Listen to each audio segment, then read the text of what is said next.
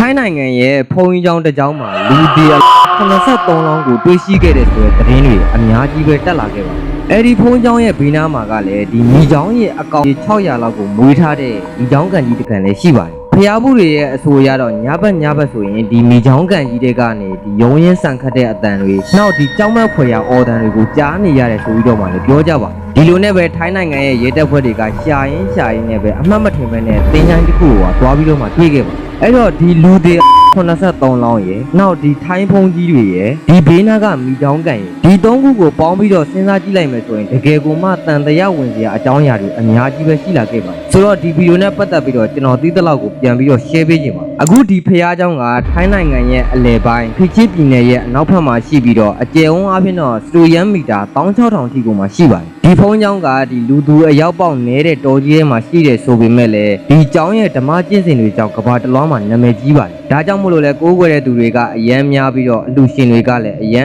းကိုမှပေါ်ပါတယ်ဒီဖုန်းကြောင်းထဲမှာဒီအမိုးခွင့်တရားစကန်တစ်ခုရယ်ဒီဧည့်သည်တွေနဲ့ဖုန်းကြီးတွေအတွက်ထမင်းစားကန်၄ကန်ရယ်တန်ဃာတော်တွေတရားအားထုတ်ဖို့အတွက်မန်တပ်တွေလည်းအများကြီးရှိပါတယ်တူတူနဲ့လူရင်းပြောရရင်တော့တနေ့မှာတော့ဒီအမီမဖော်လို့တဲ့လူတယောက်ကဒီဖုန်းကြောင်းမှာတန်တရားဝင်စရာတွေရှိရဆိုပြီးတော့ထိုင်းနိုင်ငံကရဲတပ်ဖွဲ့တွေစီကိုအကြောင်းကြားလာခဲ့ပါတိုင်ကြားလာတဲ့ဆိုပေမဲ့လည်းတိုင်ကြားတဲ့သူကဘယ်သူဘယ်ဝါမှမသိရရဲ့နောက်ပြီးတော့ဒီဖုန်းကြောင်းကိုသွားဖို့ဆိုတာကလည်းတော်ကြီးထဲမှာဆိုတော့လွယ်ကူတဲ့အခြေအနေတစ်ခုတော့မဟုတ်ဘူးဗျဒါနဲ့ပဲထိုင်းအာဏာပိုင်တွေကဟုတ်တော်ရှိမဟုတ်တော်ရှိဆိုပြီးတော့2024ခုနှစ်ကနိုဝင်ဘာလ22ရက်နေ့မှာဒီဖုန်းကြီးကျောင်းကိုဝင်ရောက်စီးနင်းခဲ့တဲ့အချိန်မှာတော့လူတွေ41လောင်းကိုပထမဆုံးရှာဖွေတွေ့ရှိခဲ့ပါအဲ့တော့ဒီကျောင်းမှာရှိနေတဲ့တန်ဃာတော်တွေကလည်းအေးအေးဆေးဆေးတရားအားထုတ်နေကြတယ်ပြီးတော့လည်းတွေးခဲ့တဲ့လူတွေအလောင်းကလည်းနည်းနည်းနော်မဟုတ်ဘူး41လောင်းအထိကိုမှတွေ့ထားတယ်နောက်ပြီးတော့ဘေးနားမှာလည်းမိကျောင်းရဲ့အကောင်ကြီး600လောက်ရှိတဲ့မိကျောင်းကန်ကြီးကလည်းဘေးနားမှာရှိနေတယ်ဖျားဘူးလာကြတဲ့သူတွေပြောတော့လဲညဆိုရင်ဒီကန်ထဲကနေအတန်ပေါင်းစုံတွေကိုကြားနေရတယ်ဆိုတော့မဟုတ်မှလွယ်ရောကျွန်တော်တို့ထင်နေတဲ့အတိုင်းများဖြစ်နေမလာ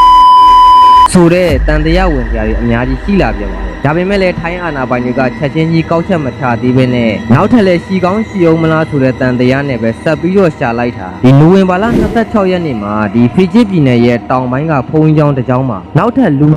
32လောင်းကိုမှထပ်ပြီးတော့တွေ့ပြန်ပါလိမ့်မယ်။ရှင်းမှာကျွန်တော်ပြောခဲ့တဲ့ဖုန်းကျောင်းကဖီဂျစ်ပြည်နယ်ရဲ့အနောက်ပိုင်းအခုထပ်ပြီးတွေ့တာကဖီဂျစ်ပြည်နယ်ရဲ့တောင်ပိုင်းနောက်ပြီးတော့ဒီကျောင်းနှစ်ကျောင်းကလည်းအရင်မဝေးဘဲနဲ့နီးနီးလေးပါပဲ။အဲဒီထဲကမှအလောင်း12လောင်းကတော့ခလေးတွေရဲ့အလောင်းဖြစ်တဲ့ဆိုပြီးတော့မှကောက်ချက်ချထားပါတယ်။အဲ့တော့ဒီရဲ့32လောင်းလုံးကတော့လုံးဝကိုမှတိတိကျကျဆေးတွေသုံးပြီးတော့မှကိုမှထုတ်ပိုးထားတာပါ။တိတိကျကျထုတ်ပိုးထားတဲ့ဆိုပေမဲ့လည်း chemical တွေသုံးပြီးတော့ထုတ်ပိုးထားတာမျိုးမဟုတ်ဘဲနဲ့ဒီကျွန်တော်တို့တဘာဝအလျောက်ဒီငပြောရွက်နဲ့စားကိုပေါင်းဆက်ပြီးတော့မှထုတ်ပိုးထားတာပါတိတိကျကျထုတ်ပိုးထားတယ်ဆိုတဲ့စကားလုံးကဒီလူတွေအကုန်လုံးသေသွားတာကသွေးယူသားယူမှဟုတ်ရဲ့လားဆိုတာကိုတန်တရားဝင်ကြဖြစ်စေခဲ့ပါနောက်ပြီးတော့ဒီမိချောင်းက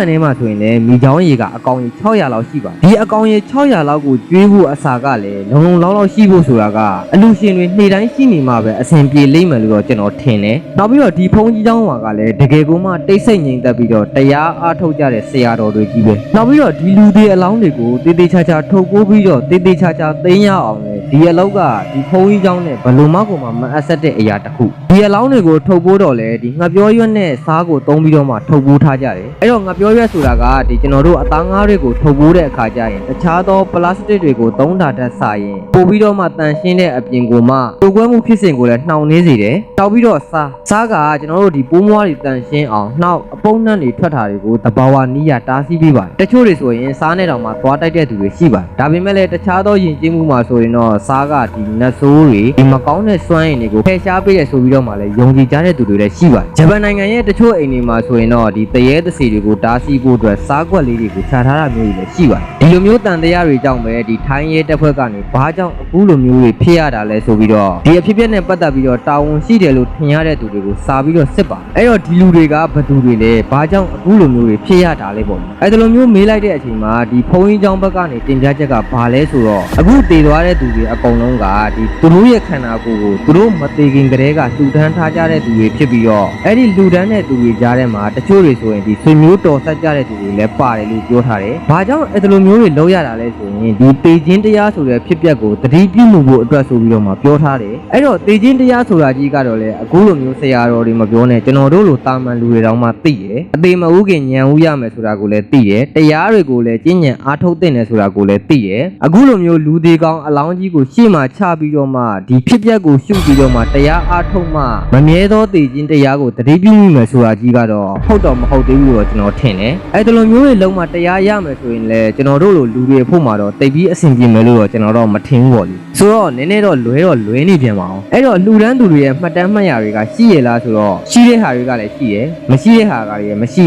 အဲ့ဒီလိုမျိုးတွေလွဲနေပြန်ပါရောနောက်ပြီးတော့ဒီเจ้าကဘာကိုရည်ရွယ်ပြီးတော့စောက်ထားတာလဲဆိုရင်ဒီဆရာတော်တန်ဃာတော်တွေအေးအေးဆေးဆေးတရားအားထုတ်လို့ရအောင်ဆိုပြီးတော့တကယ်လူတွေနဲ့ဝေးတဲ့တောထဲမှာစောက်ထားတာပါအော်အေးအေးဆေးဆေးတရားမှတ်လို့ရအောင်လို့လည်းပြောသေးတယ်ဒီဘေးနာကအကုသိုလ်ကံမိเจ้าကြီးကလည်းဘာလို့ဖို့မွေးထားတာလဲလို့မေးပြန်တော့လေဖျားဘူးလာတဲ့သူတွေအတွက်ဖန်တီးထားတယ်လို့ပဲပြောထားတယ်အဲ့တော့ဒီဘက်မှာတော့တရားကအားထုတ်နေတယ်ဒါပေမဲ့ဘေးနာမှာကတော့ဖျားဘူးတွေကိုဆွဲဆောင်နေတဲ့ဒီအကုသိုလ်မိเจ้าကံကြီးရယ်နောက်ပြီးတော့ညဆိုရင်ဒီကံတွေကနေရုံရင်းဆန်ခတ်အတန်တွေကိုကြားရတယ်ဆိုတဲ့အတန်တွေရယ်ဆိုတော့ဒါတွေအကုန်လုံးကတစ်ခုနဲ့တစ်ခုလိုက်ပြီးတော့ချိတ်ဆက်ကြည့်မယ်ဆိုရင်လည်းအကုန်လုံးကလွဲနေပြန်ပါအောင်အခုလိုမျိုးတွေဘာကြောင့်လောက်ရတာလဲဆိုရင်အခုလိုမျိုးသေခြင်းတရားဆိုတာကြီးကိုသေဆုံးမှုအသိပညာသင်တန်းအဖြစ်အသုံးပြုကြောင်းဒီရဲ့သင်ကြားမှုတွေကိုလည်းစမ်းသစ်တူထွင်မှုတရားအဖြစ်နဲ့အသုံးပြုကြောင်းဒီနည်းလမ်းတွေကိုသင်ကြားဖို့အတွက်လာရောက်လေ့လာတဲ့တန်ဃာတော်တွေရှိကြောင်းကိုလည်းဒီတာဝန်ရှိတဲ့ဆရာတော်ကနေပြောထားပါတယ်ဒါတွေအကုန်လုံးကလည်းတန်တရားဖြစ်ဖို့ကောင်းတဲ့အချက်လက်တွေဒီရဲ့ဖြစ်စဉ်နဲ့ပတ်သက်ပြီးတော့အခုထိတော့အမှုမှန်မပေါ်သေးပါဘူးကြာပွေစုံစမ်းနေသေးပါအခုလက်ရှိမှာဆိုရင်တော့ဒီသေဆုံးမှုတွေနဲ့ပတ်သက်နေတဲ့သူတွေကိုဒီထိုင်းရဲတပ်ဖွဲ့ကနေတော့ဖမ်းဆီးထိန်းသိမ်းထားပြီးတော့ဒီကြောင်းနဲ့ပတ်သက်နေတဲ့အရာတွေအကုန်လုံးကိုတော့ရပ်ဆိုင်းထားပါတယ်ဆိုတော့ဒီဗီဒီယိုနဲ့ပတ်သက်ပြီးတော့နောက်ထပ်သတင်းတွေတက်လာခဲ့မယ်ဆိုရင်တော့ကျွန်တော်နောက်ထပ်ဗီဒီယိုတစ်ပုဒ်ထပ်ပြီးတော့လုပ်ပေးပါမယ်ဆိုတော့အားလုံးပဲတတ်တာပါ